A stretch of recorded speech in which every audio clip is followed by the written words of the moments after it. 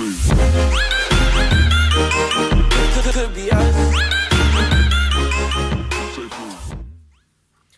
guys, what's up? Tech Friday here, and today I will be talking about, or the first introductional video to, an extremely, in my opinion, overlooked system and overlooked part of computing is a software called OpenAI.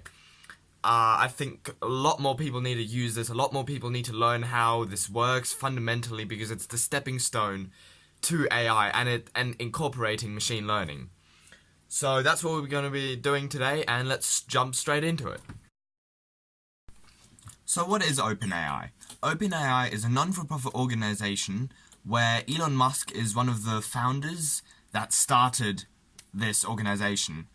Elon Musk also is the CEO of Tesla, SpaceX and SolarCity, so very well-known companies, and his mission to start OpenAI was to ensure that artificial general intelligence is beneficial to all humanity, that artificial intelligence is not centered on one group of people or one company or one country even. It aims to spread AI so that everyone benefits from it, that everyone can have a piece of the cake, that everyone, like me, can make their own machine learning and AI projects without any big hustle.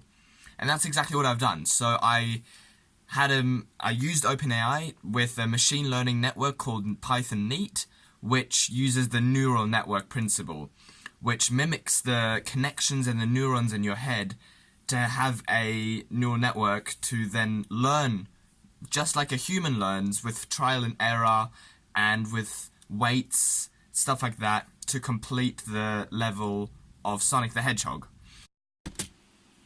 So with OpenAI Gym, you have two kind of things. The environment is the video game. So in my case, the environment would be Sonic the Hedgehog. And the agent is the neural network or machine learning kind of part of it that controls the actions in the environment. And the environment gives feedback to the agent, telling it if it did a good job or a bad job. And through this constant feedback loop, it can gradually get better and better. I basically told the machine, okay, go as far right as possible. That's all the information it had. And it knew, okay, and every pixel it moved to the right, it got 1 point. Which meant, okay, this is good, I need to continue. And with this kind of constant feedback loop, it got better and better until it finally completed the level.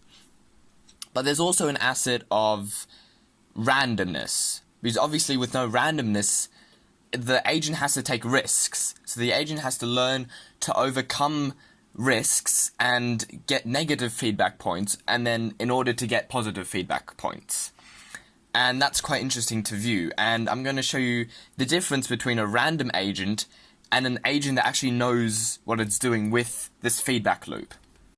So this is a random agent playing on a Street Fighter karate type video game, and as you can see, the agent, the player, is performing completely random actions. And as a result of this, he's dying pretty often. So at the top you can see the player's health versus the enemy health. And because he's just doing complete randomness, he's not doing so good in the game. As you can see, he has 300 points, and he keeps dying, which is obviously not the best. Now, compare that action with Sonic the Hedgehog. So this is what we will be working towards. So this is parallel learning on Sonic the Hedgehog. So as you can see, I have a 4-core machine. And for the sake of simplicity and robust, I have set 3 cores to maximum performance for the game. So we're playing 3 video games at the same time with 3 different machine learning models or neural networks. And as we can see, it's already finished the level with a time of 35 seconds. And as you can see, that didn't take very long. And before, the computer had no idea about the video. All it knew was the 12 buttons of the controller and the video output, and it knew that I had to go to the right.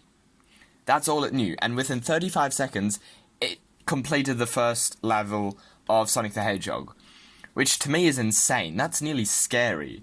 I mean, imagine, even if a human had 3 times the brain power and he's never seen this video game before, I am fairly certain that he could not have completed it within 35 seconds. So that's what we're going to be working towards, and I hope it will be much fun, and let's get down to it. Bit about that project in the next video, but that's OpenAI.